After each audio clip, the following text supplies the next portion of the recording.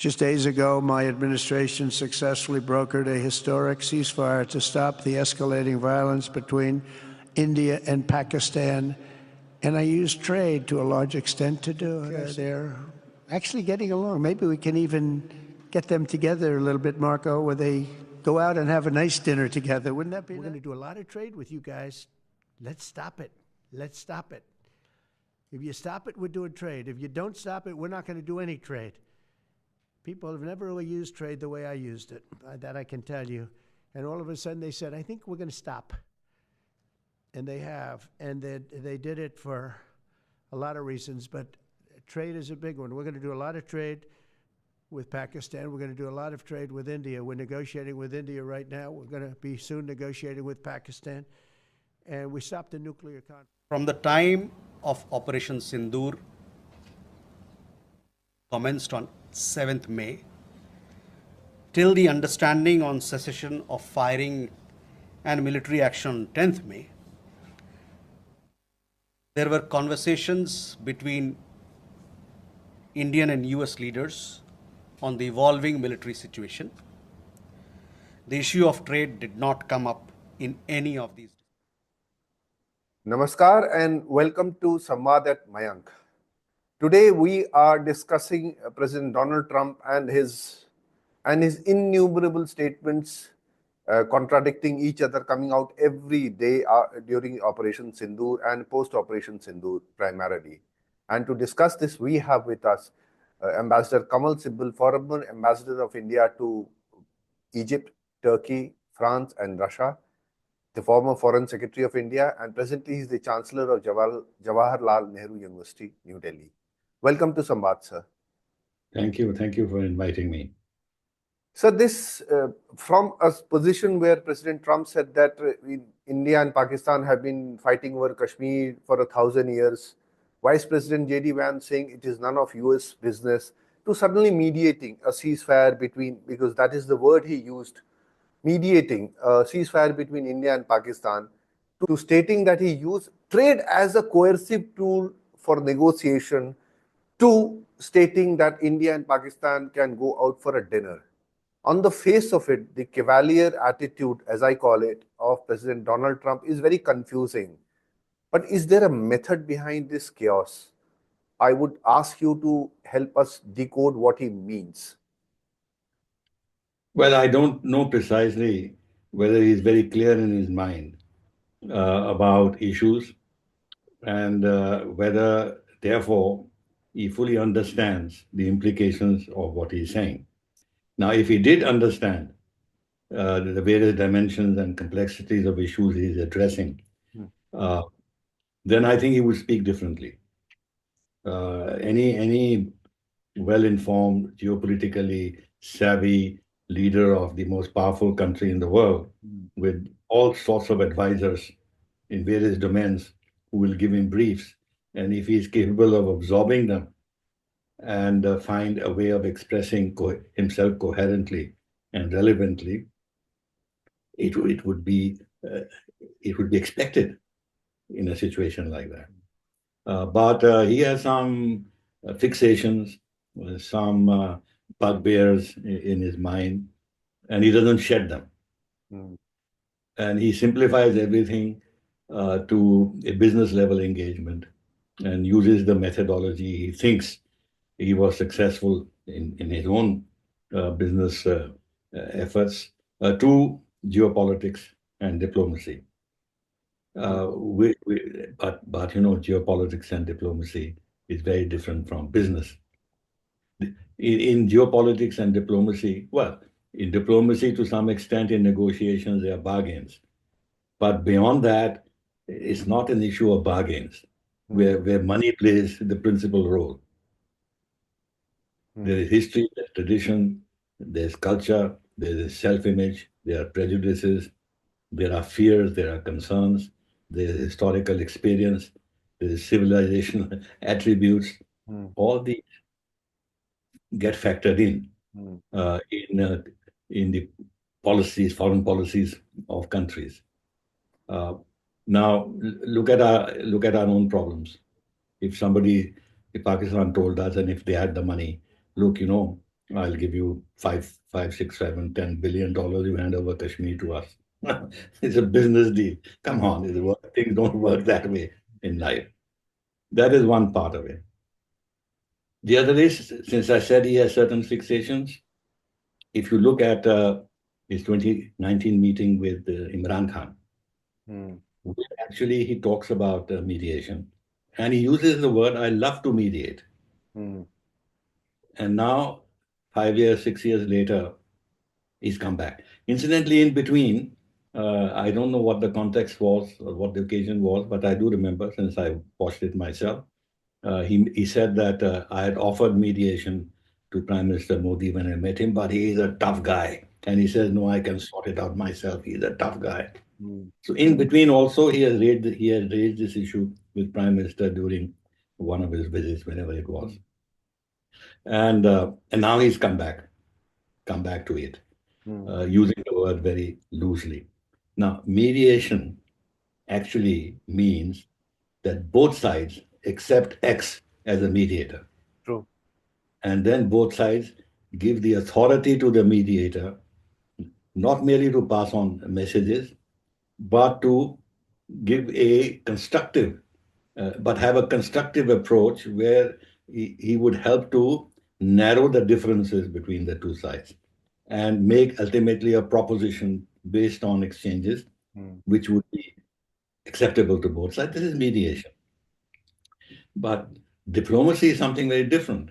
Now, we do diplomacy all the time where you express your positions on issues of importance to you. For example, even now, when we called in the ambassadors of the in Delhi of the permanent members of the Security Council, it was not intended that they mediate. It was to inform them of what our position is and let them take their own decisions with regard to what we say and what the Pakistanis has been briefing the Security Council members in Islamabad. And so the point is, in diplomacy, you're always in contact with each other in order to explain the basis and the rationale of your policies, your positions. And in diplomacy, you can also make compromises. As example, as we are now doing in a trade deal with the United States, it's economic diplomacy, where we know that if we give something, where if we want something, we have to give something. So it's a kind of a enlightened bargain that you make. So this is the normal work of diplomacy, but confusing diplomacy with mediation is absolutely wrong. That is the second part. The third is he has now stepped back a little bit, saying that he didn't actually mediate, but he was helpful. Now, helpful in this sense that the Americans got into the act, as they would, but after the Indian strikes at air bases and this and that in Pakistan, and probably came to the conclusion that there was a serious possibility of escalation. And therefore, they had to intervene in order to see if they can help de-escalate the situation. Therefore, Rubio spoke to our foreign minister. He spoke to the Prime Minister of Pakistan. Some other, J.D. Vance spoke to our Prime Minister. And it is a fact that, and the NSA was also spoken to by the American side. And surely the Americans expressed their concern that if the situation was not, if de-escalation didn't take place, the situation may go out of control. But it was for the Indian side to make a judgment call on whatever the Americans were saying, whether it was in our interest to de-escalate and agree to a ceasefire or not. It's not as if we were coerced into anything. Now, my argument is that right from the start, the Indian approach has been to control escalation. We attacked the terrorist hubs, the terrorist infrastructure of Pakistan, and went out of the way to say that we were not attacking the military infrastructure of Pakistan. Therefore, de-escalation was built into our initial action, knowing fully well that Pakistan is bound to react. Otherwise, not only it would be loss of face, the army would be exposed as being helpless, and it would have severe repercussions internally on the Pakistan's army position in Pakistan, and otherwise it would have created immense political problems within the country. So they're bound to react. Now there's no terrorist infrastructure in India, so there could not be any tit for tat. So they were compelled to attack uh, our civilians in the border areas and our military infrastructure, to which we reacted uh, and showed them our capabilities. The air defense didn't work. We blasted their major air bases. And therefore, we thought, rightly, I think, that we had made sufficient point. And it was not in our interest, enlightened interest, to continue because we would not gain anything from it. We are on a as a rising economic power, now the fourth largest, according to the latest IMF uh, uh, listing of the biggest economies in the world. We have overtaken Japan with our growth prospects, with our ambitions that Prime Minister has outlined time and again, our desire to attract investments into our country, build our manufacturing base in the most advanced areas of artificial intelligence, quantum computing, what have you. We want to make advances, and we feel that we are in a position with our trained manpower, with our human assets, that we are in a position where actually we can, through mutual collaboration, build up these capacities in our country. So we don't want to actually arrest this process or lose out in what we are doing by engaging in a needless and large conflict with a country which is virtually a pauper, where the economy is collapsing, the politics is so unstable, where they are facing the uh, liberation movements in Balochistan and the TTP in Taliban. Pakistan is active. Their relationship with the Taliban, Afghanistan, in Afghanistan have collapsed. They're in a dire shape where the economy is also collapsing. So we are not at a par with each other. And therefore, when I think the Pakistanis realized that it was time to to prevent further damage to themselves. And more importantly, and here I want to make a point, the Americans have always tried to protect Pakistan. Let's not have two views on this. When the Kargil thing happened, and when Clinton summoned Nawaz Sharif to Washington, it was not because India wanted him to do that. They were so fearful that if this continued, Pakistan may be defeated and militarily, or they will suffer such setbacks that it will begin a process of uh, destabilization of Pakistan from within. And it's a nuclear weapon country. They want a certain stability in that country. So he read the Riot Act to Nawaz Sharif.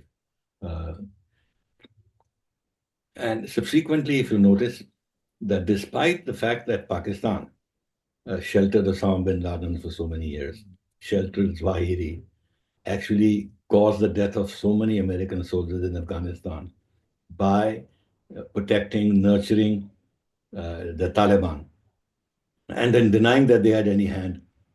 In fact, they denied that the leadership of Taliban was in Pakistan, if you remember. Despite that, and the fact that the Pakistanis had a fingerprint even in the World Trade Center bombing. Despite that, has the Americans ever targeted Pakistan as a terrorist country? Yes.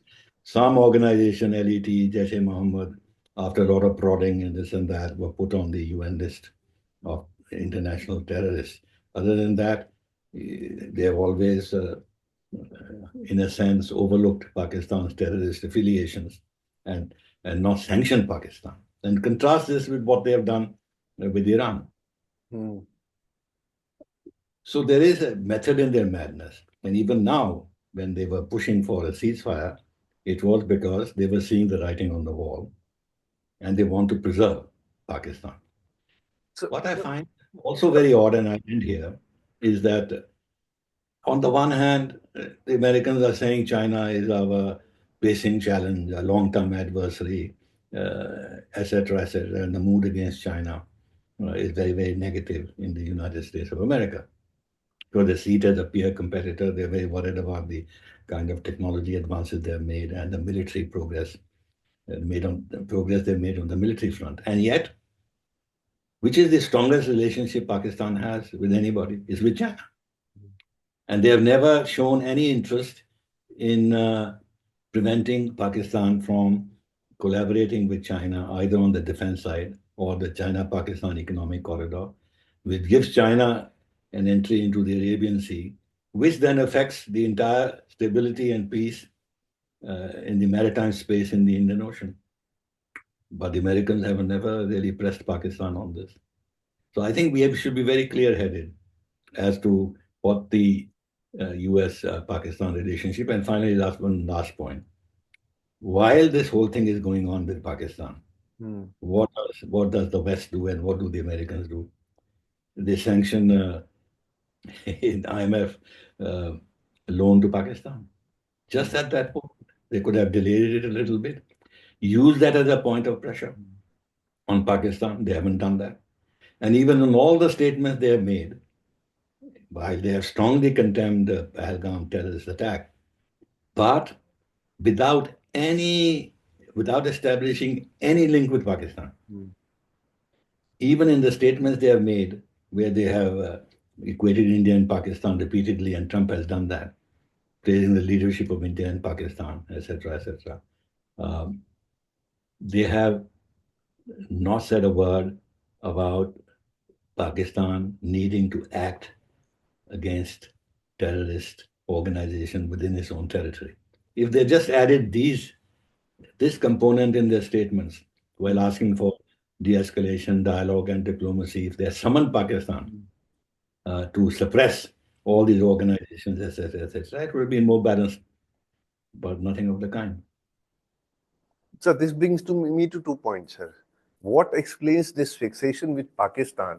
Because I have this tweet, very famous tweet of January 1st, 2018 of Donald Trump. That is the first thing he tweeted on the new year in 2018, which I quote: "The United States has foolishly given Pakistan more than $33 billion in aid over the last 15 years, and they have given us nothing but lies and deceit, thinking of our leaders as fools. They give safe haven to the terrorists we hunt in Afghanistan with little help, no more." Close quote. So this is one. And then when it comes to India, the Americans and the Chinese are on the same side, ironically. So what explains this, sir? Well, I have partially answered your question. One, of course, is that Trump is extremely erratic. He changes his positions. He can say one thing one day and another thing another day. And he doesn't think that this leads to any loss of credibility in him as a politician, as a person, as a leader. And he doesn't also think that reversing his positions or modifying is a loss of face of any kind. I mean, he feels that he's strong enough, and America is strong enough to say and do what it wants, even contradict itself. And what can the rest of the world do? And it's not as if he's difficult with us in our region. Look at the way he's treating his allies, long-standing allies in Europe. There's now a virtual divorce of sorts between the two countries. So he's been treating friends and foes in the same erratic way as he's been dealing with the India-Pakistan issues. So if he changes his position on Pakistan, it's a question of what is needed at a particular point in time. At that time, he could say that, and he seemed to fit into his larger thinking at that stage. And now, with different perspectives in view, he has changed his position. And now he talks about the Indian and Pakistani leadership on equal terms. And I asked myself as to what Pakistani leadership he is talking about. Is he talking about the puppet Prime Minister of Pakistan? Is he of the same stature as Modi? Or is he talking about the Pakistani army chief, that Islamist bigot? Is he of the same stature as our leaders? Uh, where is the logic of equating the two sides? But he continues to equate them. In fact, the State Department spokesman just said today, uh, in response to a leading question by some Pakistani journalist, saying that even he was asked about the situation between India and Pakistan. So he said, yes, we had a role in the ceasefire, and both leaders showed fortitude in agreeing to a ceasefire. Now, fortitude means courage in times of pain and adversity. Where was the pain and adversity on the Indian side? It was on the Pakistani side. They don't even choose their words carefully, making it appear that we were in a painful and adverse situation equally to Pakistan, and therefore we agreed to a ceasefire. So there is this, I don't know the US diplomacy, especially now. There is this lack of professional expertise, loose use of words, and frankly, this new thing about equating India and Pakistan is difficult to understand. They are not fools. They are very well aware of what Pakistan is and what position it is in. So you have to look behind the words to see why they're doing this. With regard to what you said about US and China being on the same page with regard to Pakistan, in some ways, this is not new. If you remember when Obama had gone to Beijing and they issued a joint statement where they said that both countries will work together for peace and stability in South Asia. And we had protested very strongly. And the Americans then told us, I know this from behind the scenes, that they said this under Chinese pressure, which is not true. Actually, they were thinking of Obama of some kind of a G2 at that time. And the easiest G2 is in our part, in the Indian subcontinent, where China is the biggest supporter of Pakistan, lips and teeth relationship and that kind of a thing.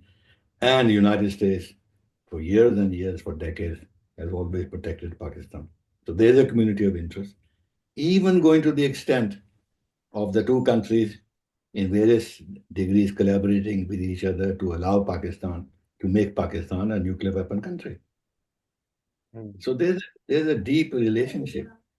So on all critical issues, terrorism, nuclear proliferation, for example, have the Americans protested about China's collaboration in the nuclear sphere with Pakistan, despite the fact that Pakistan, unlike India, has not placed any of its, as part of the nuclear deal. We separated our civilian and nuclear and military programs. But Pakistan was not subject to any constraints of this kind. And China continues to build nuclear power plants. God knows what else they're doing in terms of passing on nuclear technology to Pakistan. Anyway, the short point is that on all critical issues which affect our interests, we see a degree of collaboration between the United States and Pakistan. Now, I would have understood at one point of time that because of the very close ties between Pakistan and the conservative Gulf countries, in which the United States at one time had deep relations, which now you see once again are being rebuilt by Trump, that given Pakistan relation with these countries and the fact that at one time the Pakistan army was protecting the Saudi regime, that there was this factor which influenced their thinking towards India-Pakistan issues. But that's no longer the case. I mean, our relationship with the UAE and Saudi Arabia is today possibly in some ways, certainly with the UAE, even stronger than their relations with Pakistan. So that factor should not be in play when the United States has to factor in the relationship of Pakistan and Gulf countries within the Islamic sphere of things in in in their approach towards India and Pakistan issues. So it's a bit of a puzzle. Uh, 2 points. One, of course, is the Cold War legacy, and the second is the Central Command. The Central Command works with Pakistan. They have their own vision of Pakistan's utility or whatever it is, and India is under the Indo-Pacific Command. So in the Pentagon thinking, uh, India and Pakistan are treated differently. The approaches, strategic approach to both countries is different because the the parts of the Afghanistan of the Pentagon that deal with these two countries uh, are different, and their assessment of the situation and their priorities seem to be different. So you spoke of equating India and Pakistan to the United States. There is one more post by President Trump on Truth Social, which is a very elaborate post. Maybe it's on the 12th of May, where he again equates India and Pakistan, and then he debunks his own trade coercive thing, and he says that trade was not, while this was not even discussed, I'm going to increase trade. This was not discussed, he says, trade part. And then he says, additionally, I will work with you both to see if after 1,000 years a solution can be arrived at concerning Kashmir. Now, this I found it to be very disturbing in a sense and very disappointing both. That he's again started to that equate India and Pakistan, the hyphenation which had not been seen for a very long time has come back. He's drawing a equivalence between the victim and the perpetrators. Now, both are going to be treated as the same. Pakistan has done nothing to deserve negotiations on Kashmir, on for that matter, any issue. But then he brings Pakistan back into the frame. Now, as a diplomat, sir, how does Indian diplomacy and Indian political leadership see this perceptive change on the part of the Americans? Well, I think it is a big mistake on the part of Trump. He doesn't understand the sensitivities on the Indian side. And also, he's not well informed about what the diplomatic background to all this is. After all, in the Simla agreement, which was actually filed with the UN, it's part of the UN documents, clearly says that the issue has to be decided bilaterally. India-Pakistan issues have to be sorted out bilaterally between the two countries. Uh, so if there was a well-informed briefing given to President Trump, he should talk about the Simla agreement, uh, especially since Pakistan doesn't talk about the agreement anymore. And that is a safe thing for him to say, that the two countries should sort this out on the basis of the Simla agreement, whatever. But they don't want to say that because that will look as if they are stating, they are supporting the Indian point of view. That is one part. The other is that Pakistan was created in 1947, and the Kashmir issue dates from 1947. So what is this talk about 1,000 year is conflict between India and Pakistan? I mean, it defies common sense that anybody can say that. Now, what he may have in mind is that the Muslim invasions of India began 1,000 years ago. Yeah. And which again actually is a very negative view of the situation in India, because we have 200 million plus Muslims in India. So is it that this 1,000 year war between Muslims and India is only against the Muslims of Pakistan and not the Muslims of India? Because there is a very unpalatable connotation in this. That is the second thing. Third is trade. United States trade with Pakistan is $7.4 billion. With India is $200 billion. Why is he talking about trade as if there was some kind of commonality in the trade interest that United States has with India and Pakistan? And then he says, now that they've agreed to ceasefire, he will increase trade with both of them. Even if he increases with Pakistan, I don't know what he's going to buy from Pakistan or sell to Pakistan. Even if it increases 100%, it'll be $14 billion. In our case, if it increases, it'll be $400 billion by 100%. What I mean is that his facts and figures and his assessment of the situation is all AI. He doesn't know what he's talking about. Insofar as his general thinking about, see, the point is he wants to come across as a peacemaker. And he tried this in Ukraine, he's still trying. He, with Iran, he also is talking about some kind of a negotiated solution, although he's the one who walked out of the JCPOA. But at the same time, he threatens Iran with all kinds of dire consequences if Iran didn't play ball. Like with Russia also, he talks about peace, but also threatens sanctions against Russia. In the India-Pakistan thing, on the cheap, he wants to appear as a peacemaker. So he makes all kinds of loose statements. He can solve this problem, and that will be a big feather in his cap. Some people think, rightly or wrongly, I don't know, that since Obama got the Peace Prize, Nobel Peace Prize, he wants also to have a Nobel Peace Prize by pushing the peace agenda. I don't know. At the same time, he's taking military action against the Yemen, as you know, and he's not ruling out military action in various other spheres. In the case of Ukraine, he's also saying that in case Russia doesn't play ball, then he'll continue to supply more weapons to Ukraine. And of course, he threatens the obliteration of Iran if Iran thought of going nuclear. Now, let me just sort of balance it by saying that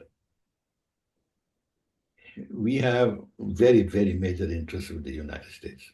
And in fact, if we, in terms of our future economic growth, our role in the world, our strategic interests, and the balance of our foreign policy, we cannot and must not ignore our ties with the United States, despite all these provocations. There is no other country which can build up India in a more comprehensive way than any other. With some countries, we can have a strong defense ties, or we can have investment here and there. In some areas of technology, we can move with some countries in Europe. But if you take the entire gamut of what is needed in terms of India's growth prospects and technological and manufacturing future, the United States is a key partner.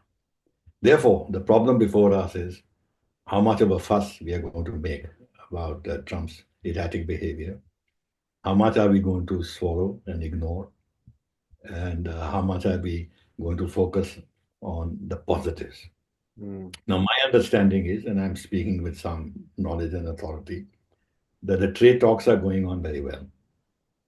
And all this clutter that we talking about is not actually being affected, is not affecting the trade talks.